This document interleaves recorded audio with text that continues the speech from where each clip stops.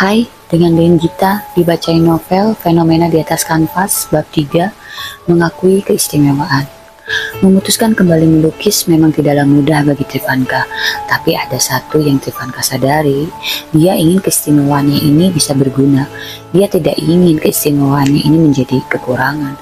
Maka kini Trivanka memutuskan untuk menjadikan keistimewaannya ini sebagai kelebihan yang bisa dia gunakan untuk menolong. Karena Trivanka meyakini jika keistimewaannya ini pasti memiliki satu tujuan, dan Trivanka akan mencoba menerimanya. Seperti sore ini, udara Bandung di daerahnya sedang mendung. Sisa hujan sepanjang hari ini membuat sore ini berkabut di sekitaran rumah Dewi yang berada di Bandung Barat ini. Dan Trivanka justru muncul. Sore ini dia ingin melukis di garasi lukisannya. Trivanka pun mulai melukis. Kali ini lukisannya seindah apa yang ingin dia lukis. Penerawangan lukisannya yang hadir kali ini. Trivanka tersenyum melihat hasil lukisannya. Tiba-tiba Dewi lewat di depan garasi lukis Trivanka sambil membawakan 2 gelas susu coklat hangat. Loh, teman kamu barusan mana? Tanya Dewi. Trivanka keheranan dan tidak menjawab. Tadi tante lihat kamu masuk garasi sama teman kamu, teman baru. Tante baru lihat, makanya tante bikin susu coklat. Lagi dingin soalnya. Apa temennya udah pulang? Tambah Dewi. Trivanka yang masih keheranan hanya meminta Dewi untuk menaruh kedua gelas susu coklat itu di meja kecil, dan Trivanka mengatakan saja sekenanya, oh iya udah pulang. Mendengar Dewi melihat temannya masuk ke garasi lukis ini membuat Trivanka keheranan. Dari awal datang dia seorang diri, tidak ada teman yang datang. Trivanka tak ambil pusing, dia lebih memilih untuk meneruskan lukisannya. Tapi ketika rasa lelah menghampiri, dia ingin beristirahat sejenak. Dihampirinya 2 gelas susu coklat buatan Dewi. Trivanka keheranan ketika dia melihat 1 gelas susu coklatnya itu sudah kosong, padahal Trivanka belum sama sekali meminumnya. Tiba-tiba saja lamunannya memikirkan susu coklatnya teralirkan ketika di pintu garasi terdiam seekor anak anjing mungil berwarna coklat kedinginan, menggigil, bulu-bulunya kebasahan, dan mukanya memelas seperti yang meminta tolong agar dia bisa berteduh di sana. Trivanka membawakan kain kering untuk mengelap bulu-bulunya supaya tidak basah. Kamu dari mana? Kok bisa ada di sini? Tersesat ya? Perlindungan yang diberikan Trivanka membuat anak anjing ini menggoyangkan ekor kecilnya. Anak anjing ini tampak menciumi tangan Trivanka. Tunggu ya. Trivanka membawakan sebuah mangkuk kecil, dituangkannya susu coklat ke dalam mangkuk kecil, dan begitu lahapnya anak anjing ini meminum susu coklat ini.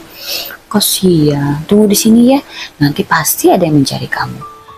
Ditunggu-tunggu pun tidak ada kabar yang mencari seekor anak anjing, maka Trivanka pun merawat anak anjing itu. Kasihan, gak ada yang cariin kamu jadi anjingku aja ya. Aku kasih kamu nama Dante. Dante menggerakkan ekor kecilnya sambil melompat-lompat. Anjing siapa nih? Tanya Gita, mengejutkan Trivanka yang tidak menyadari sahabatnya masuk ke kamarnya. Trivanka menceritakan jika Dante datang sendiri dan tidak ada yang mencarinya. Oh, namanya Dante ya? Lucu banget deh, nanti jelung-jelung bawa ya. Tangan Gita hendak menggapai Dante. Ada yang berbeda dengan Dante ketika Gita menyodorkan tangannya. Dia seperti menggeram, seperti ada hal yang menakutkan. Kenapa Dante? Jangan galak, tegur Trivanka. Tapi tiba-tiba Dante menggonggong ke arah Gita. Kecil-kecil anjing lu galak deh. Tapi jika diperhatikan, pandangan Dante bukan ke arah Gita langsung, melainkan ke arah belakang Gita. Trivanka tidak salah lihat. Naluri Trivanka mengarahkan mengambil buku sketsa lalu menggambar. Gita keheranan melihatnya. Trivanka tiba-tiba mulai menggambar dan matanya berubah menjadi putih bersih. Sepertinya Trivanka sedang melakukan penerawangan. Gita yang ketakutan mencari dan memanggil Dewi. Dewi yang datang meminta Gita untuk membiarkan Trivanka selesai menggambar. Dewi dan Gita pun hanya mengawasinya dari kejauhan. Dan setelah Trivanka kembali pada mata normalnya, dia melihat gambarnya. Dia melihat gambarnya menggambarkan sosok hitam di belakang bayangan Gita. Gita yang melihatnya juga merinding dan ketakutan. Kok gambar lu seram sih? Gita memalingkan muka sambil menutup wajahnya dengan kedua telapak tangannya. Dewi pun menceritakan jika Trivanka memang terkadang menggambar seperti yang kerasukan sesuatu.